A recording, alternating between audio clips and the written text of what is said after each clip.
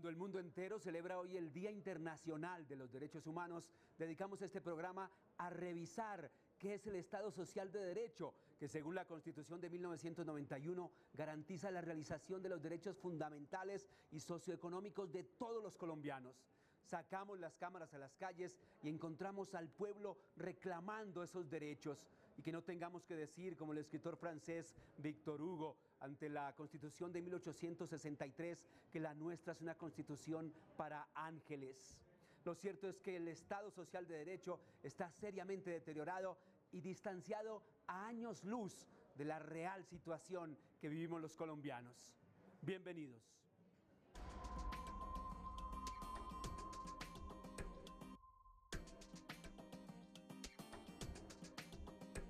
Bueno, Colombia es un Estado social de derecho porque así lo contempla la Carta Política de 1991, pero no solamente eso, sino que tenemos un remoto antecedente de 1936, cuando se cambió una constitución puramente individualista y se introdujeron elementos sociales en la constitución.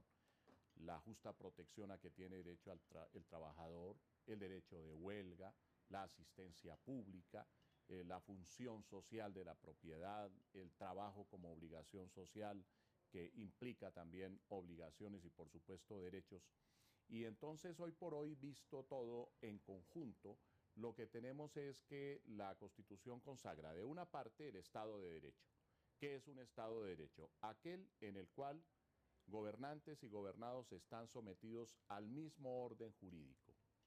Pero ese concepto de Estado de Derecho viene complementado ahora por lo social, que viene a marcar específicamente un sistema jurídico como el colombiano, en el sentido de que las autoridades públicas, el Estado en general, las ramas del poder público, tienen una finalidad: satisfacer las necesidades de la colectividad, buscar que siempre haya dentro de ese marco de derecho una total comprensión de aquellas expectativas que tiene el gobernado, por ejemplo, en sus derechos fundamentales, en sus derechos sociales, en sus derechos colectivos, y que sencillamente los órganos estatales no cumplen una función puramente formal, sino material o sustancial, es decir, que tienen que llegar al fondo de aquello para lo cual se establece el Estado, que el Estado no únicamente es un aparato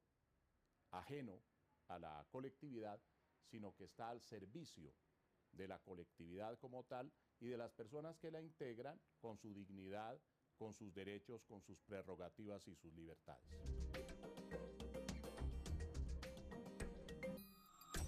Usted encuentra disposiciones del Estado Social de Derecho tan claras y tan pertinentes como aquella que se refiere a los derechos de igualdad que tiene la mujer en el matrimonio o fuera del matrimonio, como los derechos que tienen los niños, como los derechos de los discapacitados, los derechos de las personas de la tercera edad, los derechos correspondientes a grupos tradicionalmente marginados.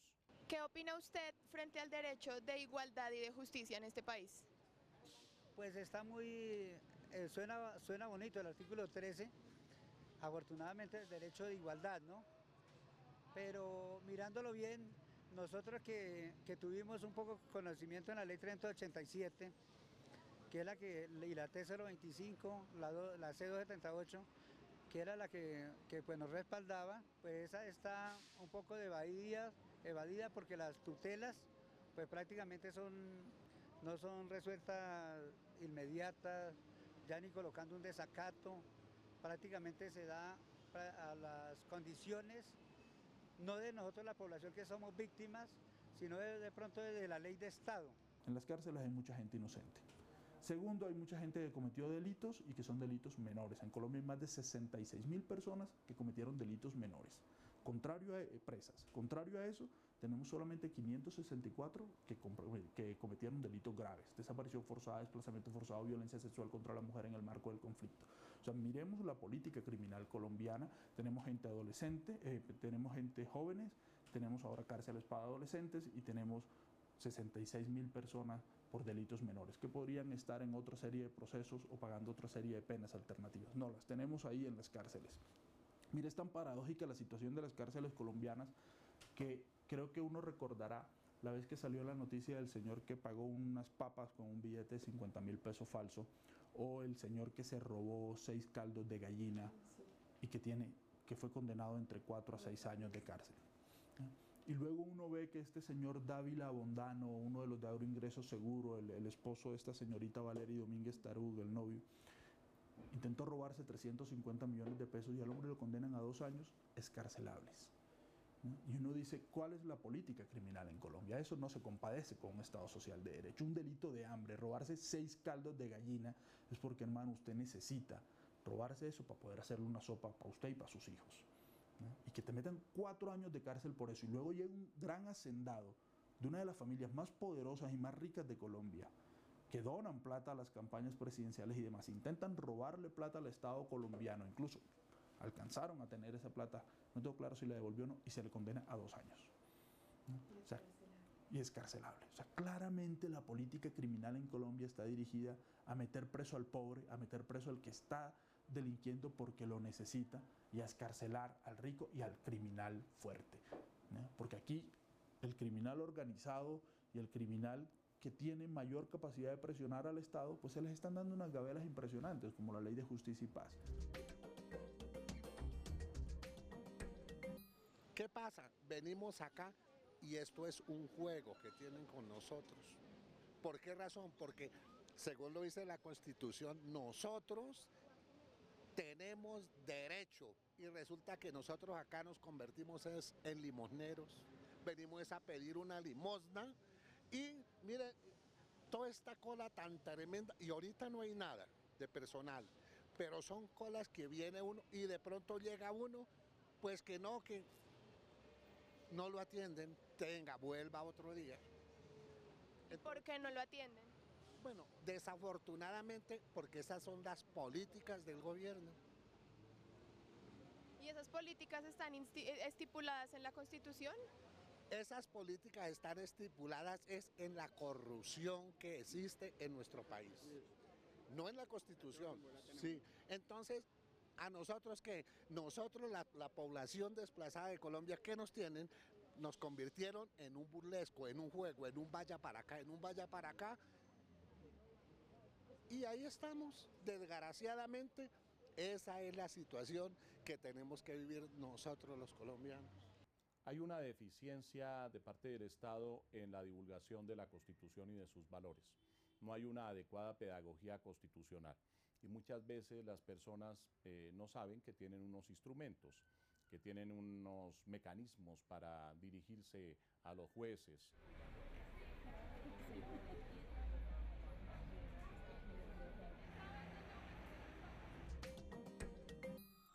La cantidad de ancianos, nada más, vaya usted, ahora que está haciendo este trabajo, vaya usted al Seguro Social, vaya, bueno, ahora es Colpensiones, le cambiaron de nombre para darle mayor categoría, pero vaya a ver si usted no encuentra cantidad de pensiones de personas de 60, 70 años, casi de 80 años, luchando por su pensión. Y como son gente muy humilde, que generalmente tienen poco conocimiento de las cosas, entonces lo embolatan. No, es que su patrón no mandó todos los dineros, o es que su patrón tal cosa. Hacen perdedizos los tiempos. Hay personas especializadas en cobrar dinero para ayudarle a buscarle los tiempos allá, ¿no? Entonces se les paga. ¿Y qué? ¿Usted cree que buscan? Siempre le van a decir, no apareció nada, nada, nada. Mi nombre es Omar Edgar Faldiño, yo soy músico y trabajo también en ventas en la calle de dulces o bolsa para la basura, en fin. ¿La ley ampara su derecho al trabajo? ¿Sí le han respetado su derecho al trabajo? Pues sinceramente no. Nosotros nunca hemos pedido ayudas de nada porque una vez vine aquí a la alcaldía y me mandaron por ahí una dirección que ni la encontré. Que fuera allá y pidiera ayuda, que no es que porque yo era persona de la tercera edad, y más luego nunca me dieron nada. ¿Y entonces qué hizo usted? ¿Siguió trabajando usted por sus medios? Me toca, sí, así está enfermo y todo, porque yo vivo es en residencia. Y allá si no llevo la plata completa, no me dejan entrar. Me toca quedarme en la calle. Después de que fui un gran artista y trabajé y todo, pero la guitarra me tocó empeñarla para comprar una droga que nunca me la dieron, me tocó comprarla. No, es que...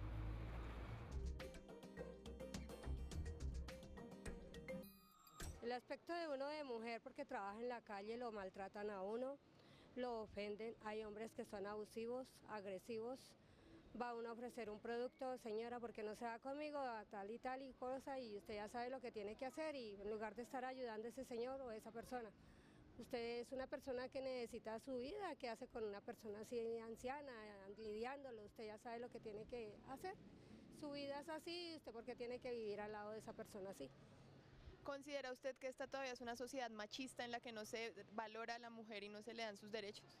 Pues sí, hay partes que sí. Realmente el machismo para uno de trabajador ambulante en la calle lo tratan a uno como se les da la gana.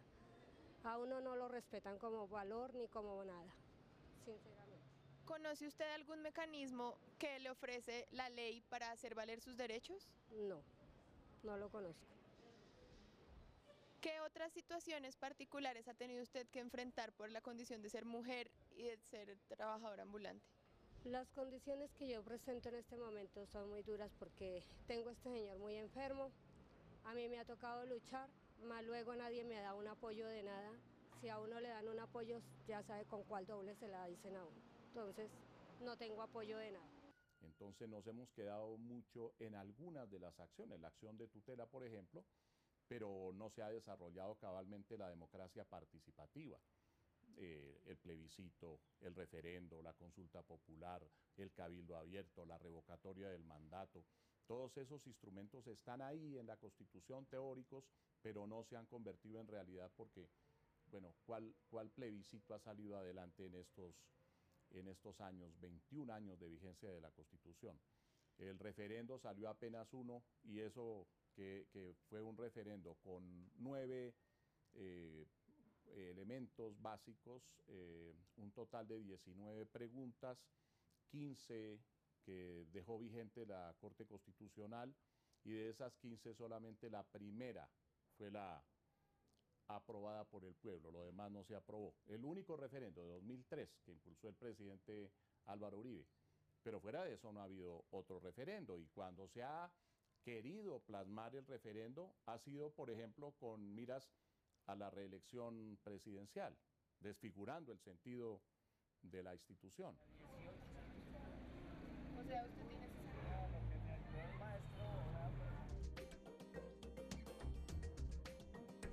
¿Y conoce o sabe usted qué es un cabildo, una consulta popular o un referendo? Pues de pronto entiendo como cabildo es prácticamente de pronto los acuerdos que nosotros como representantes nos reuníamos con la ente municipal, donde se hacían unos acuerdos y se firmaban, ¿no? Pero nunca se llegaban a cumplir, siempre salían desviados, embolatados y nunca se le veía fin a lo que se planteaba. Nunca lo que nosotros pasábamos, siempre se evadían con el tiempo. Por decir alguna vivienda, pongo por ejemplo Soacha, lo de una vivienda, de unos lotes, nunca se llegó a darle fin a eso, porque por decir algo, primero que todo, el lugar estaba en zona de riesgo, ¿sí? Y pues siempre esto lo ocupaban era como en las campañas políticas. Ya después de que pasaba se acababa el proyecto. ¿Y conoce usted los mecanismos a los que usted como ciudadano puede acudir en caso de que se le vulneren sus derechos? Mire, mi amor, desgraciadamente esa es la situación que padecemos nosotros los colombianos. ¿Por qué razón? Porque es que nosotros, la gente pobre, desgraciadamente tenemos derecho a cursar una primaria. ¿Por qué? Porque es que los grandes capitalistas no les interesa que nosotros, la población vulnerable, estudiemos. Desgraciadamente, mire, algo que digo que debería de ser demasiadamente importante, ¿qué es? Por ejemplo, los códigos, tanto penal, civil, administrativo, debería de ser un derecho que todo estudiante lo debía de conocer. Pero vea, yo por lo menos soy uno que ya me estoy descarnando de lo viejo y desgraciadamente no conozco ni siquiera un artículo del Código de Penal, ni procedimiento penal, ni administrativo, ni de ninguna especie. ¿Por qué? Porque el gobierno lo que les conviene es tener una manada de ignorantes como somos nosotros, que nos tienen aquí conforme usted mismo lo puede. No es algo que yo me lo esté inventando, sino que ustedes mismos se están dando cuenta de la situación que estamos viendo. Entonces, desgraciadamente, esta es la situación que nosotros tenemos que vivirla. Bueno, don Ángel, y para terminar, ¿sabe usted qué es un cabildo, una consulta popular o un plebiscito? Que le acabo de comentar, el gobierno lo que le interesa tener es una cantidad de gente ignorante, y soy un ignorante, no le puedo responder esa pregunta. ¿Por qué? Porque soy un ignorante completamente. Los mecanismos de participación están ahí a la espera de que se usen, pero hay un desconocimiento también de la normatividad. Por eso, gran parte de la Constitución está irrealizada. Mire el caso del derecho al trabajo en cuanto al estatuto que la Constitución prevé, un estatuto del trabajo que ya debería haber aprobado el Congreso, porque es una orden de la Constitución, artículo 53 de la Constitución, y hasta este momento no hay ningún proyecto siquiera de estatuto del trabajo elaborado por el gobierno con seriedad que pudiera someterse a consideración del Congreso.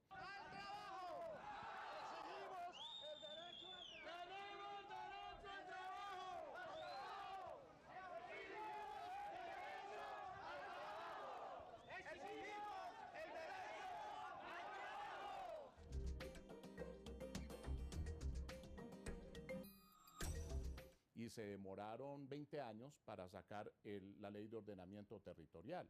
Así por el estilo, tenemos una gran parte de la Constitución irrealizada, como una aspiración, como un propósito general, pero distante de la realidad. Y eso que afortunadamente, y no lo digo por haber sido miembro de esa corporación, sino porque es así a lo largo de estos años, la Corte Constitucional ha sido la que ha logrado que muchos de esos elementos teóricos se conviertan en realidad.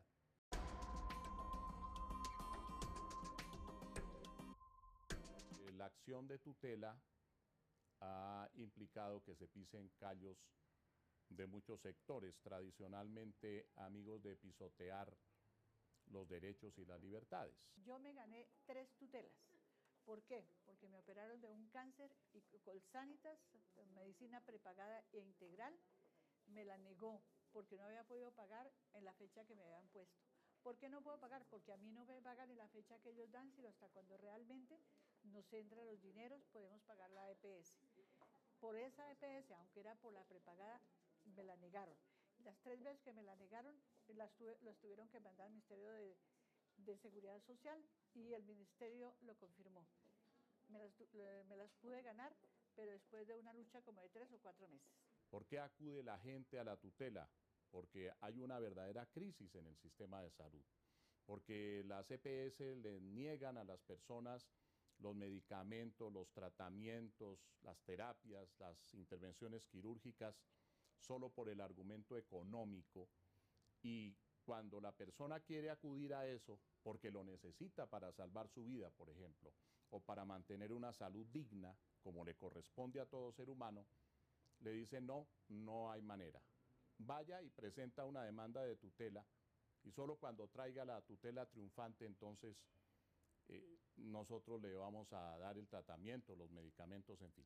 Yo tengo una tutela ganada que se llama de Ubaldo Bermúdez, donde al presidente de la República se citó, que yo te puedo mostrar para que la saquen y la muestren, se citó y esta es la hora que no nos han dado respuesta de un incidente de desacato de más de 300 familias que no les han consignado.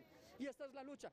Hay 3 casos prioritarios que deben respetar según la Corte Constitucional, que son madres cabezas de hogar con menores de edad, discapacitados. Tengo 3 señoras con cáncer, le he suplicado, en pocas palabras te lo digo, le he suplicado a la unidad de víctimas que por favor le paguen a estas familias que tienen cáncer, que tienen niños. Tengo una señora que está aquí en la fila y me gustaría que la entrevistaras. Tienen un niño con síndrome de Down y cáncer de 4 años. Tiene una niña con una discapacidad. Y aquí la tengo cobrando hoy, después de rogarle y suplicarle al gobierno más de 5 meses para que esta pobre señora le pagaran. Yo hace un año larguito que llegué como desplazada del Quindío acá a Bogotá. He luchado por una ayuda humanitaria y la he pedido, y llevo 4 meses y hasta hoy me contestaron que viniera al banco que tenía una ayuda humanitaria. Mi hija es ciega, más el niño tiene cáncer y es discapacitado.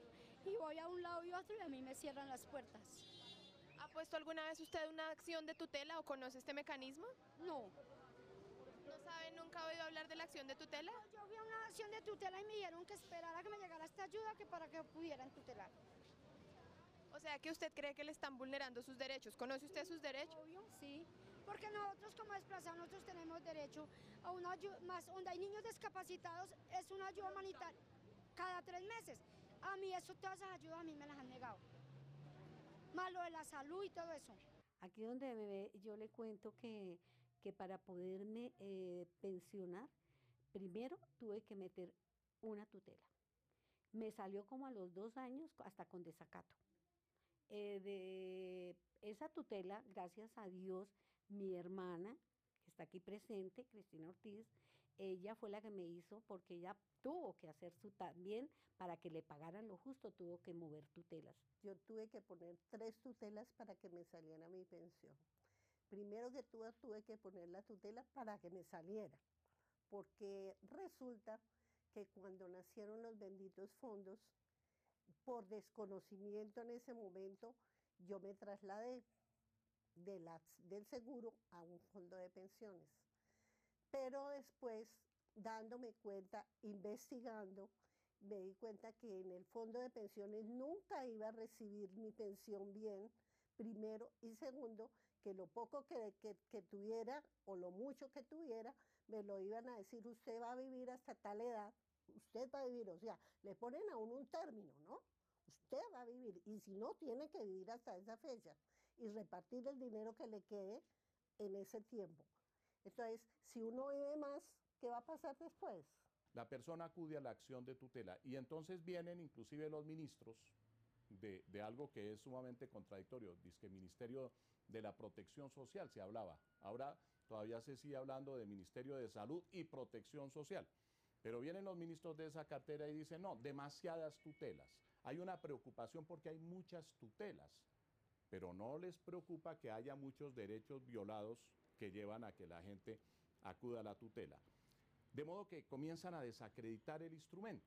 Y en un momento determinado dicen, no, es que la tutela se está utilizando para intervenciones quirúrgicas de carácter puramente cosmético, para cirugía plástica y no sé qué. Bueno, un número ínfimo de casos que puede estar allí enmarcado, pero la gran mayoría son inclusive para lograr que se entreguen medicamentos del POS, que están ya en el POS, y sin embargo los niegan, y hacen que la gente tenga que acudir a la tutela.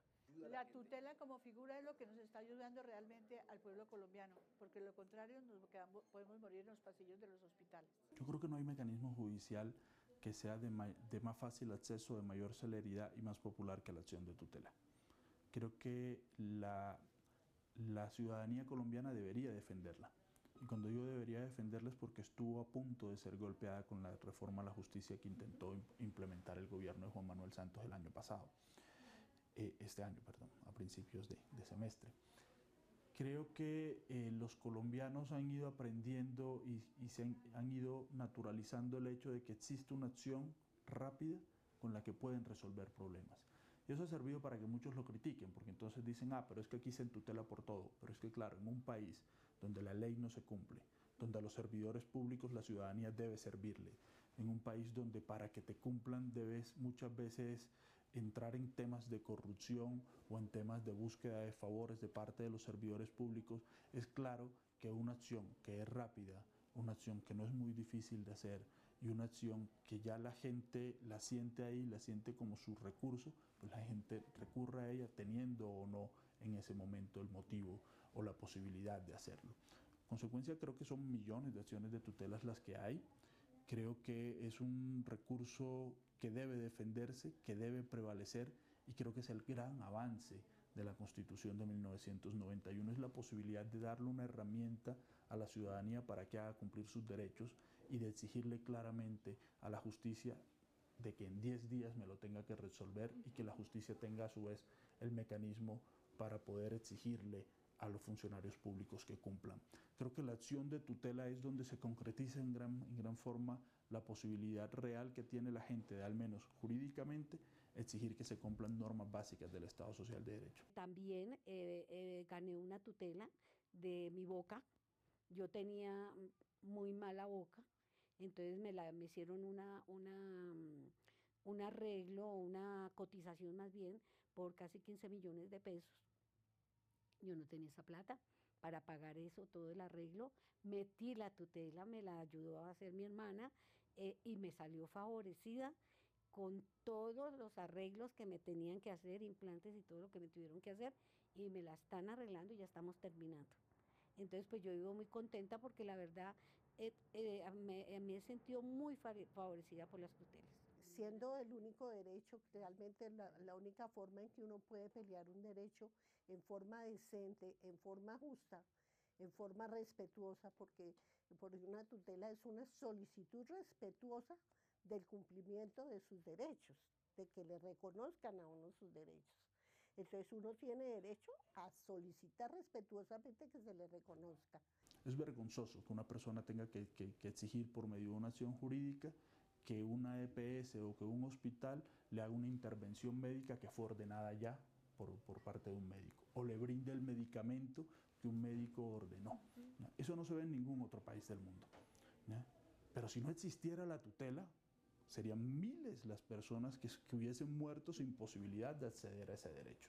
O sea, la acción de tutela tiene su efectividad allí, en que la gente la tiene a la mano, puede que la haga un abogado o no, un estudiante de derecho o un escrito de una persona sin mayores formalismos, pero lo cierto es que te brinda la posibilidad de ser un recurso rápido que muchas veces salva vidas. Lo complejo del tema es que la derecha de este país, y yo quiero señalarlo así, y la gran dirigencia de este país y los más poderosos y ricos de este país, por supuesto no les gusta el tema. Y no les gusta el tema porque esa acción rápida termina generándole costos a ellos, porque esta acción rápida termina generando órdenes que son de cumplimiento casi que de inmediato. Y a otros les gusta que existan las acciones de tutela, por ejemplo, a las EPS, porque sencillamente lo que hacían con las EPS, ¿qué era? El médico solicitaba para mí X medicamento o X operación quirúrgica. La EPS no me la brindaba. Posteriormente llegaba la acción de tutela, la EPS entonces atendía la orden de acción de tutela y hacía un recobro al Estado, cuando debía pagar por otro lado ese servicio de las cotizaciones de la gente y no de hacer un recobro al Estado.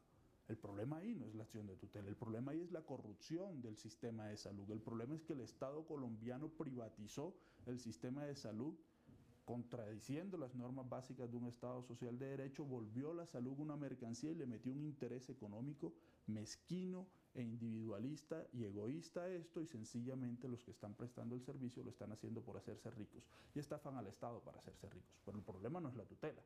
La tutela lo que hizo en este caso fue proteger el derecho a la salud en conexidad con la vida de miles de personas, de millones de personas quizás.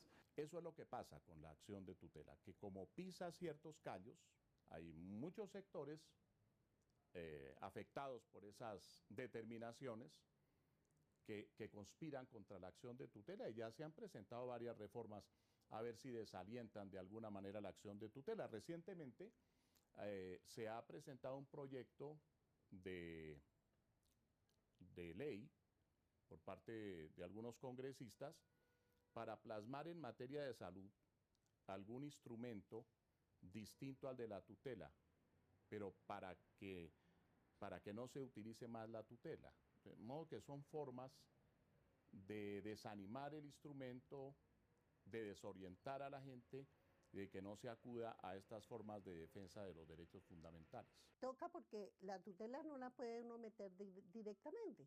Uno tiene primero que hacer un derecho de petición, y en ese derecho de petición, de acuerdo con los términos que cobija la ley, me permito solicitar tal cosa, y da uno los puntos en los cuales uno no se encuentra de acuerdo. Entonces ya ellos responden o no responden, generalmente no responden. Entonces es cuando uno mete la tutela. Y uno deja pasar, el derecho de petición tiene más o menos un tiempo de 10, 15 días hábiles para la respuesta. Nunca responden, pasa el mes, los 2 meses, el año y no van a responder. Y es más, en este tiempo casi que atienden solamente cuando hay tutela. ¿Y qué pasa con toda la gentecita que desconoce lo de la tutela? Yo creo que sí, yo creo que la gente tiene que seguir acudiendo a la acción de tutela, independientemente de que se le haga mala propaganda, pues si necesita. Desde luego que no vamos a aconsejar que se use la tutela para aquello para lo cual no procede, porque eso sería irresponsable. Pero sí es necesario que cuando cabe, cuando es el único mecanismo con el que se cuenta, pues se acuda a la acción de tutela porque es un instrumento constitucional.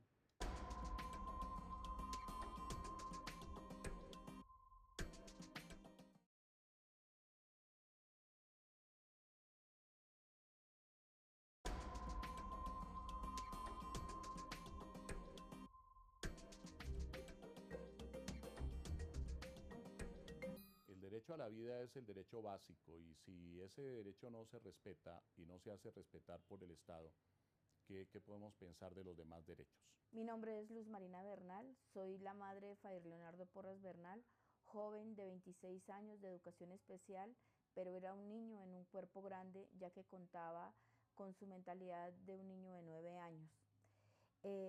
Mi voz cuenta para exigir los derechos como madre, como víctima de este país, ya que soy víctima de una ejecución extrajudicial, un crimen de lesa humanidad, ya que mi hijo desapareció el 8 de enero del 2008 y fue posteriormente ejecutado el 12 de enero del 2008, encontrado después de 8 largos meses de búsqueda en Ocaña, norte de Santander, donde fue asesinado por la Brigada Móvil 15.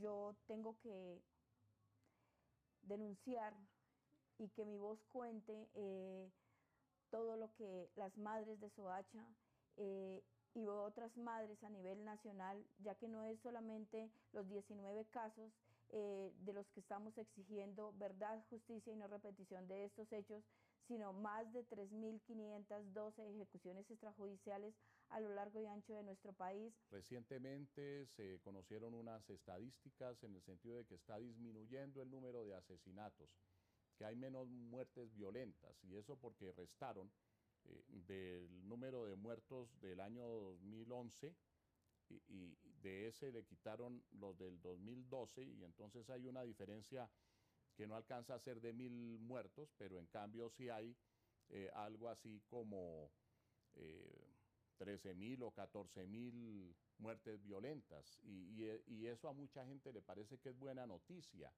Pues yo no creo que sea buena noticia. Está bien que las autoridades de policía buscan proteger mejor a la ciudadanía, pero que haya 13.000 muertes violentas en 12 meses del año es algo que nos debe preocupar, o en 11 meses, creo que inclusive es de 11 meses. 13.000 muertes violentas. ¿Está bien eso? Nuestros hijos cuando son llevados a más de 20 horas de su casa son señalados de pertenecer a grupos a margen de la ley, como en el caso de mi hijo Fair Leonardo, un joven que no sabía leer ni escribir ni identificaba tampoco el valor del dinero, fue señalado de ser el jefe de una organización narcoterrorista. Yo creo que una persona con estas condiciones no puede liderar un grupo a margen de la ley, como en este caso ha sido señalado de delincuente prácticamente a mi hijo. Sencillamente en Colombia la gente se está muriendo y se está muriendo por falta de atención en salud en las cárceles. Del 1 de enero al 30 de julio del 2002 habían muerto 80 personas en las cárceles de Colombia por falta de atención médica. Y esto es supremamente grave.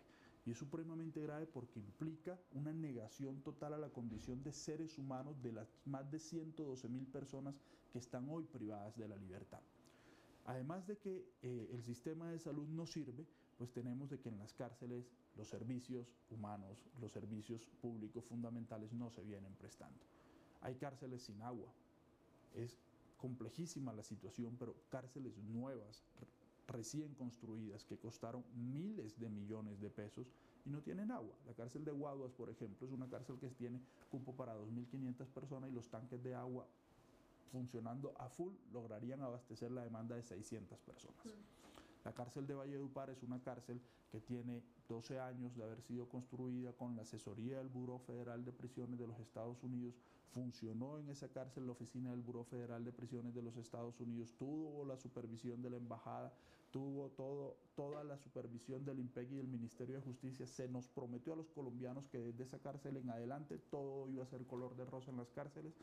Es una cárcel que le brinda a los internos 15 minutos de agua al día, donde la pelea por el agua es una pelea de vida o muerte.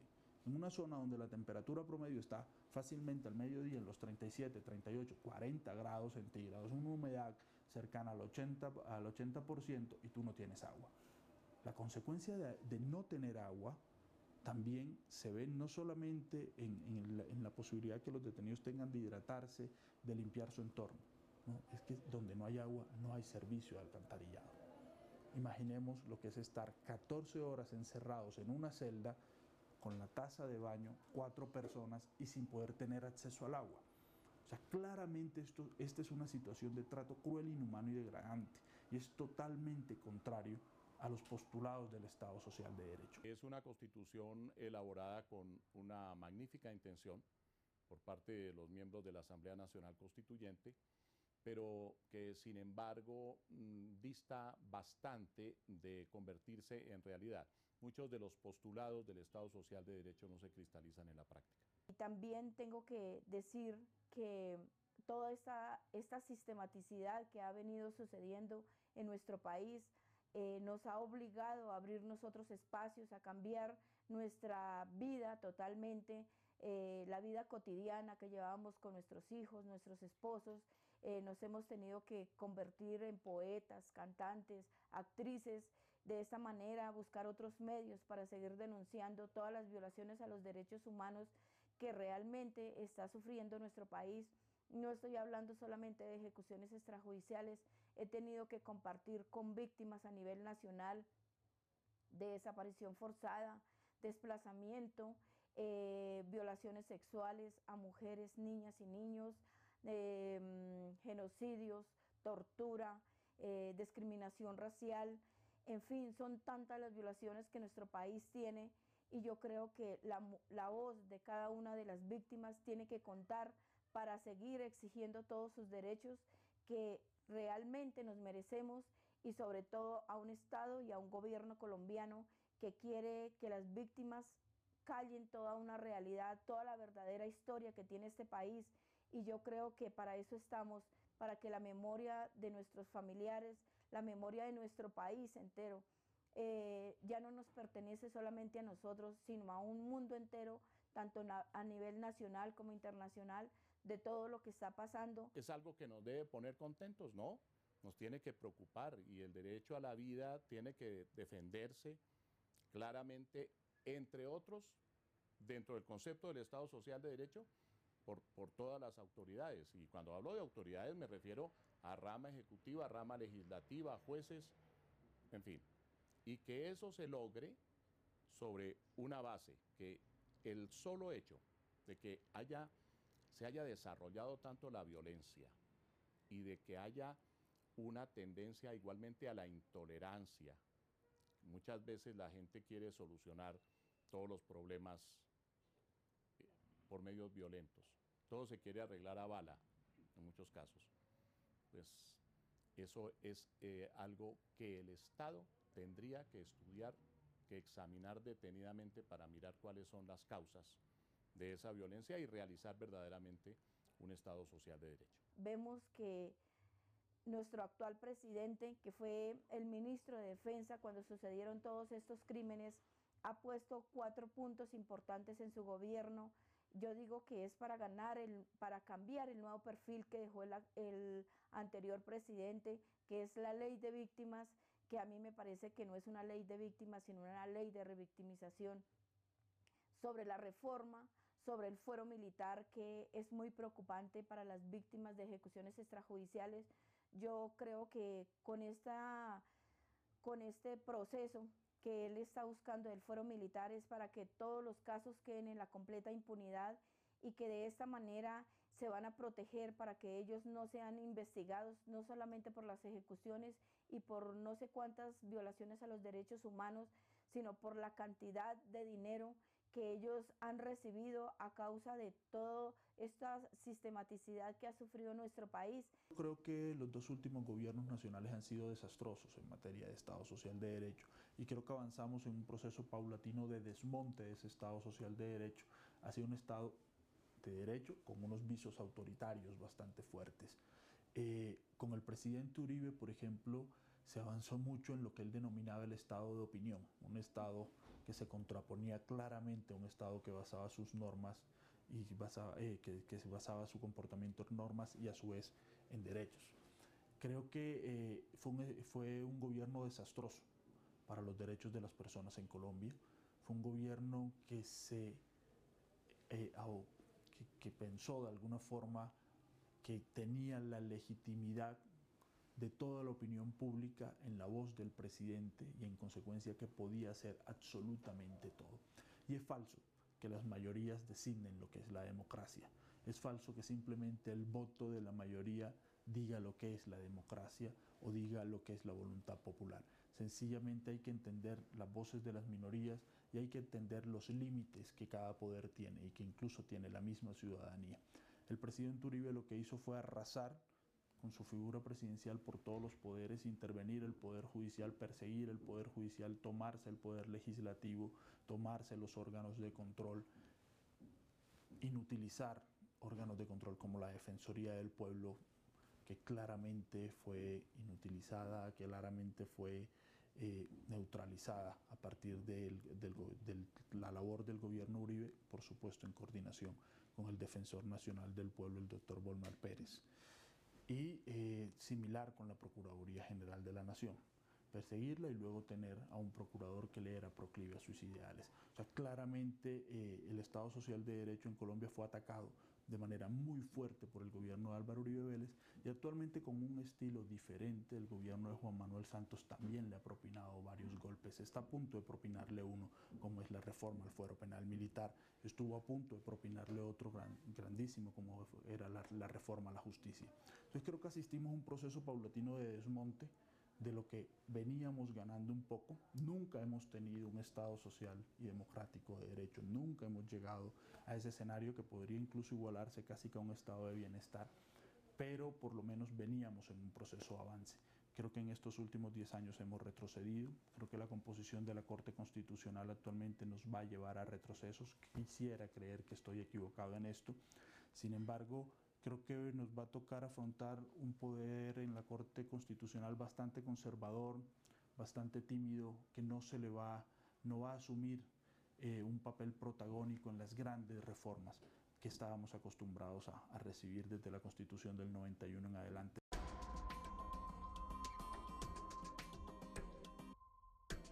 Yo creo que un país que lleva más de 60 años buscando un proceso de paz digno, no se construye en un país donde hay hambre, hay desplazamiento, hay tortura, donde hay una continuidad de ejecuciones extrajudiciales, donde la reclutación de menores continúa, donde en un proceso de paz que en este momento se está llevando a cabo hay una continuidad de enfrentamientos en diferentes partes del país. Yo creo que esto no debe ser así. Además, este presidente no ha contado con ninguna víctima para tomar estas decisiones tan importantes que debería ser que la ciudadanía y sobre todo las víctimas, que son las que están recibiendo todo este dolor donde han acabado con núcleos familiares completos, donde tenemos que someternos a un gobierno que simplemente quiere acallar toda la voz de nosotras y realmente aquí no pasa nada. Yo creo que la voz de las víctimas y la voz de las madres y la voz de todas las esposas, hermanas y familiares tienen que contar en un proceso como el que estamos llevando. Yo creo que es importante que nos tengan en cuenta en todas estas decisiones. En el 2008 queríamos que la voz de nosotros contara en el diálogo con el mismo presidente Álvaro Uribe Vélez, con el fiscal, con el procurador, con el ministro Juan Manuel Santos, pero ellos por sus múltiples ocupaciones no nos pudieron atender, así es que la voz de nosotras no era importante para ellos, pero para ellos cuando fue en el momento de las elecciones y reelecciones, sí querían contar realmente con nosotros. Tenemos que decir que en cuanto a la ley simplemente en nuestro país es inmediata, pero para la gente de altos recursos, de cuello blanco, como decimos nosotros, porque un ejemplo que debemos poner es cuando amenazaron al hijo del presidente Álvaro Uribe Vélez, la ley operó inmediatamente deteniendo a este muchacho que por internet, no sé hasta dónde sea verdad de que haya amenazado al hijo del presidente, y la ley en este sentido sí actúa inmediatamente. Pero si es un grupo familiar de estrato 0 o de estrato 1, 2, todo lo que nosotros recibimos como víctimas, que no cuenta nuestra voz, es que hay unas grandes dilaciones en los procesos, donde los procesos nuevamente se retoman cuando la víctima tiene un apoyo internacional y son presionados por estos hechos. Lo contrario, la voz de nosotros no cuenta para nada, pero queremos que la voz de nosotros cuente en las decisiones que se vayan a tomar de aquí en adelante.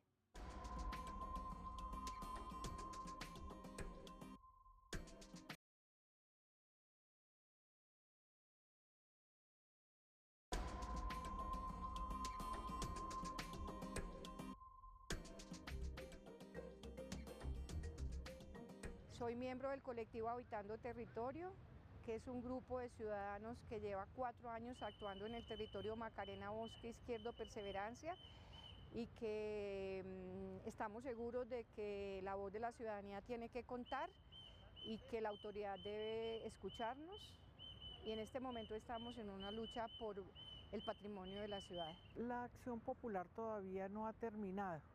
La acción popular ha pasado por 3 instancias judiciales: un juzgado, el Tribunal Administrativo de Cundinamarca y el Consejo de Estado.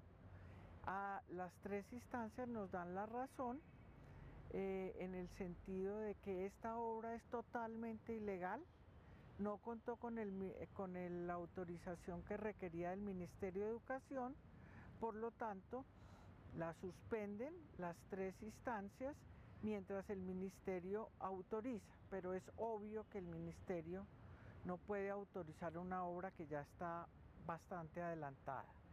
La acción popular es eso, es una lucha de la ciudadanía porque nuestra voz también cuenta contra la ilegalidad. Nosotros ganamos hace unos meses una tutela que instauramos por la razón de que la información que hemos estado pidiendo durante 2 años y medio nunca nos llega completa, siempre llega a cuentagotas.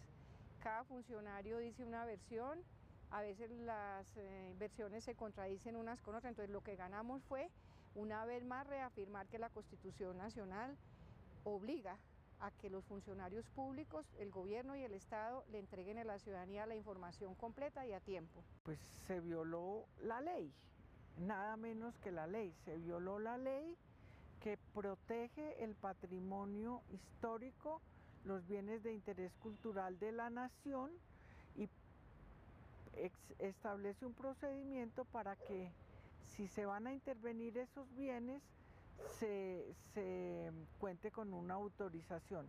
En este caso lo que se violó fue la ley, eso es más que suficiente. Lo otro es todo accesorio, se violó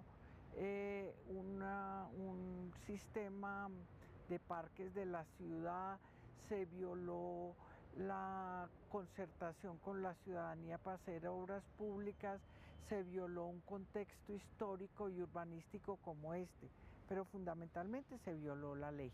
Se están violando muchos derechos. Número uno, se está violando el derecho al patrimonio, se está violando el derecho a la tranquilidad, se está violando el derecho a los árboles, se está violando el derecho a la visual de los cerros, se está violando el derecho reconocido por ley a que los árboles patrimoniales no se tumben. Se han tumbado 143 árboles y varios de ellos son patrimoniales y 3 de ellos fueron palmas de cera. Y resulta que la ley dice que quien toque una palma de cera y la destruya merece 7 años de cárcel.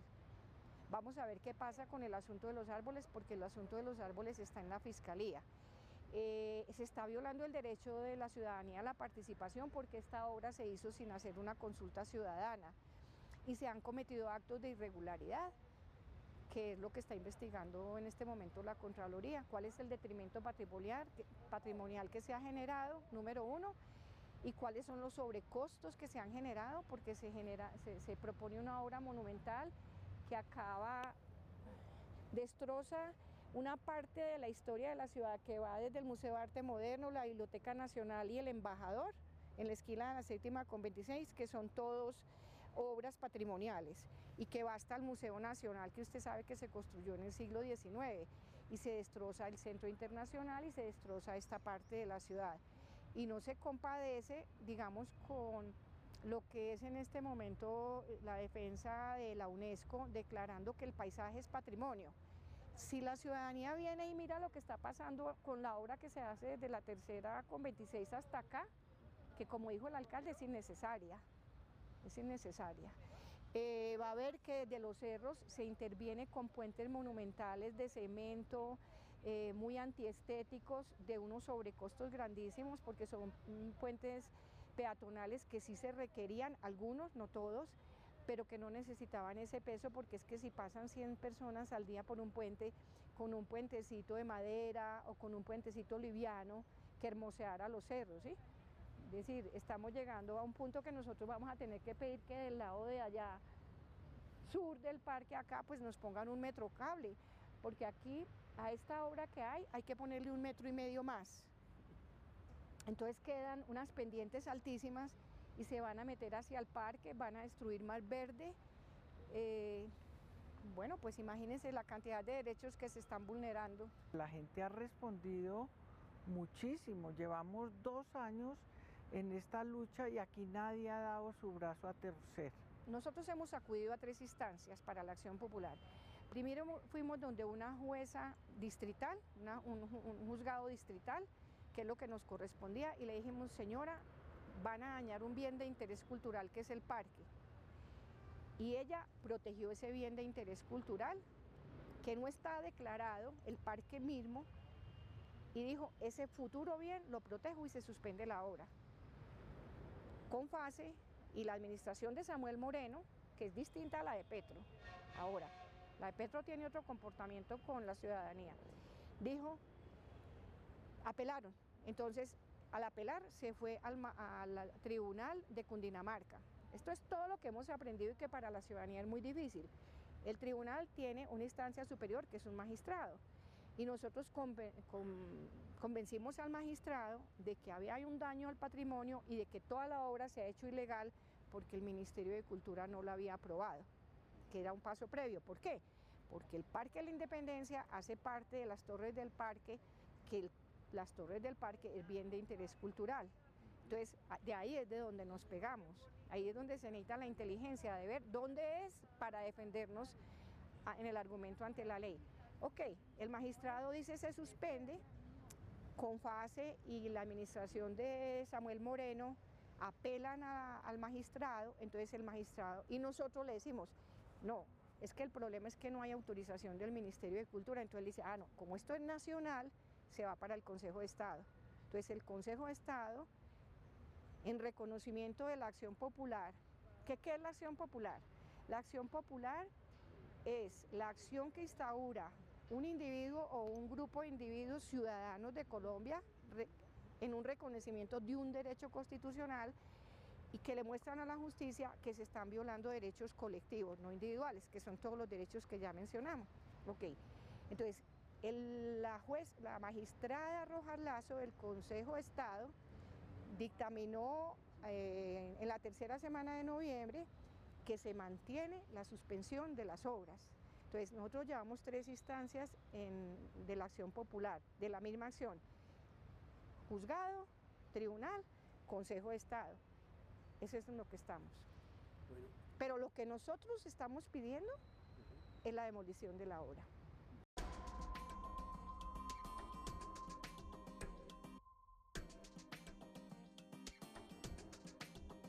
La ley, por decir algo ahorita, nosotros con la política pública que trabajamos, mencionando anteriormente la Constitución Nacional, que nos garantizan los derechos con los usos y costumbres, pero esos derechos nos lo dan, nos dicen, pero igualmente nosotros hasta ahora, en el momento, los indígenas ya organizados 24 años como cabildo, no los hemos obtenido nada.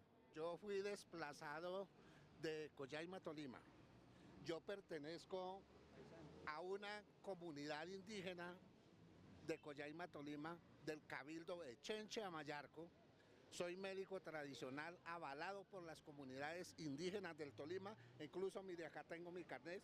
¿Cuál fue el delito mío para estar acá en esta cantidad de personal que vemos acá?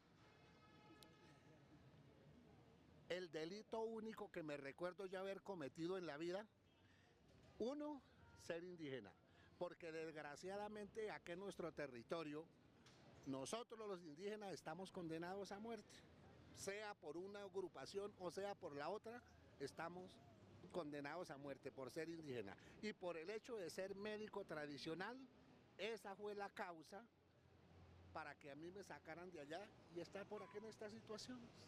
Pues para nosotros lo más, el derecho que nos vulneran es, digamos lo que es todo, porque usted sabe que nosotros tenemos derecho a la educación, a salud, a la vivienda. De los 3 fundamentales derechos que hay en la salud, en educación y en vivienda, solo un poquitico que digamos en la salud que han sido carnetizados y que se está trabajando ahorita, que estamos trabajando una chagra de la medicina ancestral, que ese derecho que es de lo propio de nosotros, y ni siquiera eso los quieren reconocer.